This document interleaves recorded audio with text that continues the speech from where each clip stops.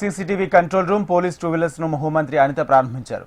Circle office ఆవరణలో మొక్కలు నాటారు. నేరాల నియంత్రణ, అసాంఘిక కార్యకలాపాలను అరికట్టడానికి 100 సీసీ కెమెరాలు ఏర్పాటు చేశామని అనిత తెలిపారు. రాష్ట్ర ప్రజల భద్రతకు కూటమి ప్రభుత్వం కట్టుదిట్టమైన చర్యలు తీసుకుంటుందని అన్నారు.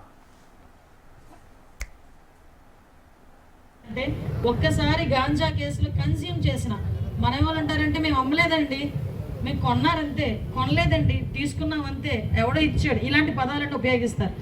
నేను చాలా సందర్భాల్లో అసెంబ్లీలో కూడా చెప్పాను. పెంచడం దగ్గర నుంచి, కల్టివేషన్ దగ్గర నుంచి, సరఫరా దగ్గర నుంచి, కన్జ్యూమ్ దగ్గర నుంచి, ట్రాన్స్పోర్టేషన్ ప్రతిదీ నేరమే. గంజాలు ఎన్డీపీసీ యాక్ట్ పడడం చాలా గట్టి యాక్ట్ అది. వన్స్ ఆ యాక్ట్లో కనుక పడ్డారంటే జీవిత నాశనం, ఇంక మళ్ళీ వెనక్కి తిరిగి చూసుకోకర్లేదు. ఇలాంటి 20 నుంచి 22 సంవత్సరాల వయసులో ఉన్న పిల్లలు ఓన్లీ గాంజా కేసులో సెంట్రల్ జైల్లో దగ్గర 450 మంది పైగా ఉన్నారు పిల్లలు.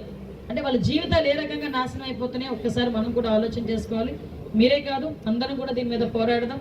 గాంజాయి రహిత ఆంధ్రప్రదేశ్గా మార్చేదానికి మనందరం కూడా కృషి చేద్దామని మనస్ఫూర్తిగా కోరుకుంటూ పోలీసింగ్లోని మరింత ఉన్నత స్థాయికి